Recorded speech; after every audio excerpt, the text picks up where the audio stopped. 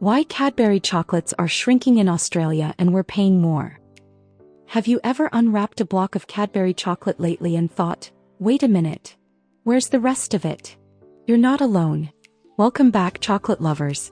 Today we're diving deep into one of the greatest mysteries of modern Australia. Why our beloved Cadbury chocolates are getting smaller, while the prices are heading to the moon. Is it magic? Is it mischief?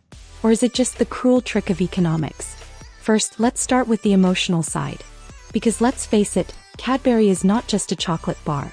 It's a memory, a mood lifter, a hug in purple foil. For many Australians, it's part of childhood lunchboxes, Friday movie nights, and late-night comfort snacks when life goes off the rails. But recently, people are starting to notice that the bar that once felt like a mighty slab now feels like a wafer-thin betrayal.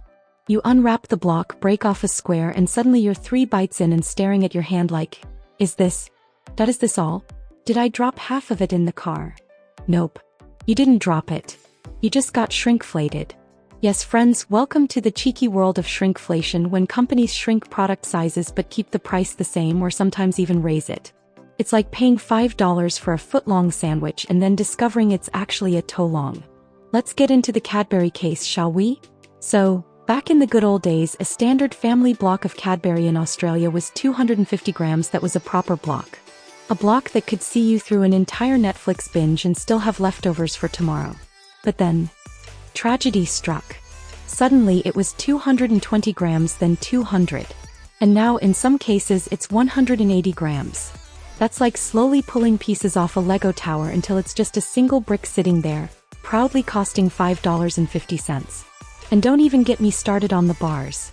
You know those classic dairy milk bars that used to feel like a legitimate treat? They now feel like sample sizes you get in hotel minibars, with none of the luxury and all of the heartbreak. But why is this happening? Well, let's talk about a few serious reasons and then we'll get back to laughing through the pain. Reason number 1. Global inflation. Yep, the same thing that made your coffee more expensive and your rent terrifying has also hit the chocolate world. Cocoa prices have skyrocketed in the past few years due to supply chain disruptions, bad weather, and increased global demand. Cocoa farming, mainly happening in West Africa, has been impacted by climate change, labor shortages, and political instability. Plus, fertilizer costs have risen, fuel costs have soared, and packaging isn't cheap either. So chocolate manufacturers are stuck. Raise prices and upset customers, or shrink the bar and hope no one notices. Spoiler alert, we noticed. Second reason, cost of doing business in Australia. Import taxes, energy prices, higher wages, and supermarket markups all pile on. You'd think the Cadbury factory in Tasmania would give Aussies a discount, right? Nope. The factory's still running, but the economics behind that purple wrapper are far from simple. Now, to keep their margins steady, brands like Cadbury make subtle changes, shrink the size, smooth over the edges, change the shape of the pieces, and suddenly it feels the same. You don't bring a scale to your couch, do you? Exactly. And this, my friends, is classic optical illusion marketing. They rely on the psychology of portion perception. The wrapper looks the same. The logo is familiar. But the bar inside, it's basically a chocolate postcard. And then comes the big marketing spin. They'll slap on labels like, now easier to break apart. Or new sleek shape. Or even better, less is more. Sorry, what? Less is just less.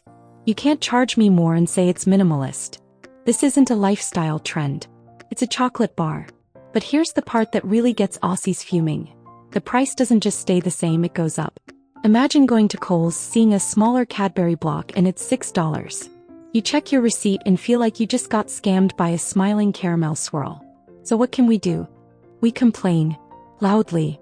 On Facebook groups, Reddit threads, supermarket review sections, and yes, even YouTube videos like this one. We compare old bars and new bars like archaeologists studying fossils. See this bar from 2010? You could use it as a brick. Meanwhile, today's bar looks like a biscuit in denial. Some people have even started hoarding older, bigger bars when they're on sale. You know inflation is bad when chocolate is considered an investment. Mate, I'm putting all my money in dairy milk futures. Real estate? No.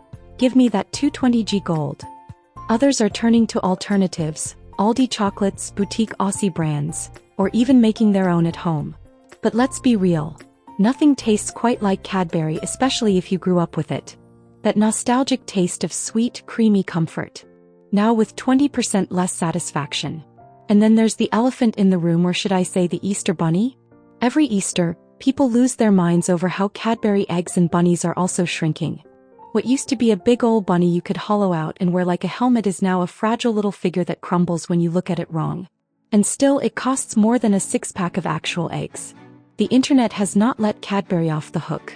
Memes are flying everywhere. One shows a Cadbury bar with the caption, "Now with 20% more air." Another says, "Cadbury 2030 edition, a single chocolate chip in a large box." And one of my favorites, me opening a Cadbury block and finding disappointment inside. But to be fair, it's not just Cadbury. Mars, Nestle, and other major chocolate brands are also playing this shrink and charge more game.